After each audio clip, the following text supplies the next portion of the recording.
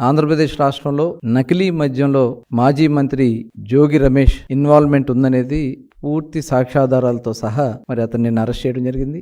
Arrest చేసినటువంటి సందర్భంలో detail గా అతను ఎప్పుడు ఎక్కడ ఎలా ఎవరైతే జనార్దన్ రావుతో వాళ్ళ అనుయాయులతో అతను ఏ రకంగా దీనికి కుట్ర పన్నారనేది క్లియర్ గా కనబడతా ఉంది. ఒక ఉద్దేశపూర్వకంగా ఆంధ్రప్రదేశ్ రాష్ట్రంలో మద్యం విధానాన్ని గత ప్రభుత్వంలో చేసినటువంటి తప్పుల వల్ల దాదాపు 30,000 మంది పైనే వాళ్ళ అక్రమ సంపాదనకి బలైపోయారు. అనేక మంది అనారోగ్యం పాలయ్యారు. ఇవాళ దాని మీద సిట్ వేయడం జరిగింది. ఆ సిట్ విచారణ పూర్తి స్థాయిలో జరుగుతూ ఉంది. ఇవాళ దీన్ని ప్రభుత్వం మీద ఒక నకిలీ మద్యాన్ని సృష్టించి ప్రభుత్వం మీద వేసి ప్రభుత్వాన్ని అస్థిరపరచాలనే ఒక దుర్మార్గమైనటువంటి ఆలోచనతో ఈ కార్యక్రమం అంతా చేశారనేది స్పష్టంగా కనబడుతోంది.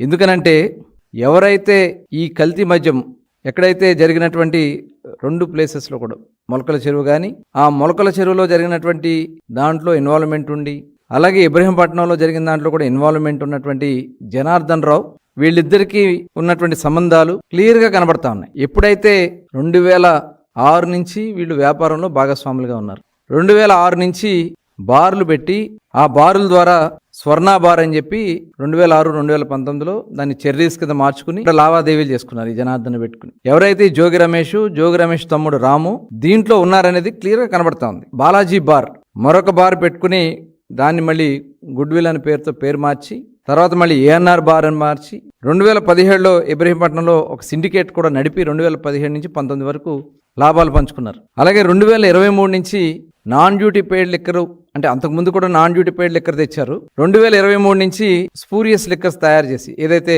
కల్తీ మద్యాన్ని తయారు చేసి వాళ్ళ బారుల్లో అమ్మినట్లుగా జనార్దన్ రావు క్లియర్గా చెప్పాడు. కానీ కూటమి ప్రభుత్వం వచ్చిన తర్వాత నేను ఆపేశాను. కానీ జోగి రమేష్ గారు నాతో చేయించారు, మళ్ళీ చేయమని చెప్పి దానికి 3 కోట్ల రూపాయలు కూడా ఇస్తానని చెప్పారు.